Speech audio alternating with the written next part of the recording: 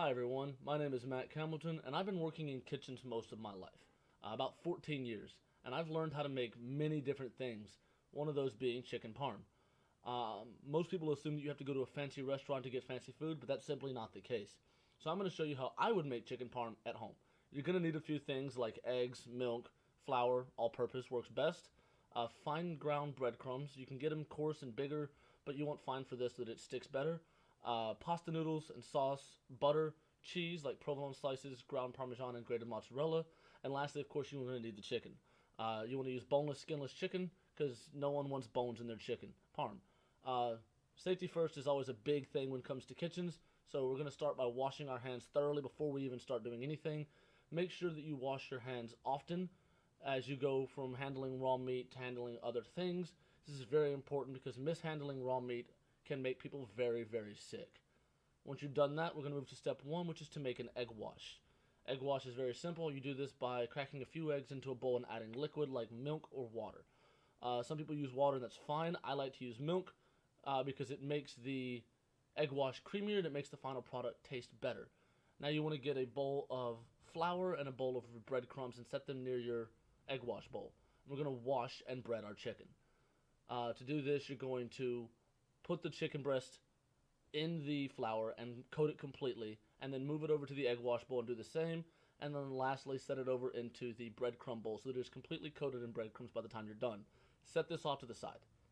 We're going to start working on our noodles, so wash your hands after you're done with that, and we're going to get a pot of water and add some oil to help the noodles separate once they're cooked thoroughly, and bring that to a boil. Once it's boiling, you can add your noodles and let that cook until the noodles are done. We're going to go back to our chicken for a little bit while that cooks. So it takes a little bit of time to cook, but not too terribly long. The best way to do it is to get a skillet, add some butter, and once that's hot, you can start placing your chickens. Do not put too many in the skillet at once. You don't want to overcrowd it. Things won't cook right, or they'll take just a really long time to cook. If you want to make it cook a little faster, you can always do the kitchen standard and Domet, which just means to put a lid or a dome over top of it to help keep the steam in to let it cook better. You want to make it so that it's a nice golden brown on the outside or until about 10 minutes has gone by. It's about generally how long it takes chicken to cook. If you're not sure if the chicken's done, temp it. This is an industry standard. Temp your chicken. Temp all your food. Make sure it's done. Chicken temps at 165 degrees Fahrenheit or around 74 degrees Celsius for those in the UK and other places. If it's below that, you need to keep cooking it. While that's cooking, let's work on the pasta. We're going to do whatever pasta you really want. It doesn't matter. You can get it in a jar from the store. You can get a can. You can make it homemade from scratch. I personally like using the jar stuff because it's quick and easy. So start up a new skillet and put that on a low to mid heat and add your sauce. You can cook that off and add a lid to that. If you want to add seasonings, go right ahead. Some people add in all kinds of seasonings like basil or rosemary for coloring. I like to add a little bit of onion powder and garlic powder to mine to give it a little bit of kick and a little bit of a pop. You don't have to add seasonings. This is completely optional, but if you're going to add seasonings, be gentle. Now we're going to go on to the cheese. We're going to go back to the chicken. The chicken's done. Once it's done, we're going to add cheese.